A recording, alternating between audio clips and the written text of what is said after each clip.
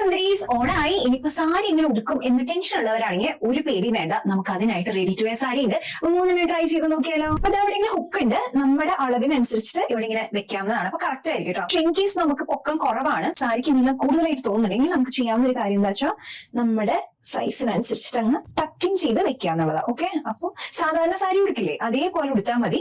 ഇവിടെ already pleated ആണ് എന്നുള്ളത് മാത്രമേ ഉള്ളൂ കേട്ടോ. അപ്പൊ വണ്ണം കുറവുള്ള ആളാണെങ്കിൽ ഇതേപോലെ കുറച്ച് ഇങ്ങനെ ബാക്കി വരും, അതിങ്ങനെ കുത്തി പ്ലീറ്റ് ആക്കി എടുത്തിട്ട് ജസ്റ്റ് ഇങ്ങനെ ടൈറ്റ് ആക്കി പിടിച്ച് ഉള്ളിലേക്ക് ടക്കിൻ ചെയ്താൽ മതി കേട്ടോ. അല്ലെങ്കിൽ പെൻ വെച്ച് കുത്തിയാലും മതി. ഈ സാരി ഞാൻ 1 ലെയർ ആണ് ഇടാൻ ഉദ്ദേശിക്കുന്നത്, കാരണം നല്ല സോഫ്റ്റ് ആയിട്ടുള്ള സാരിയാണ്.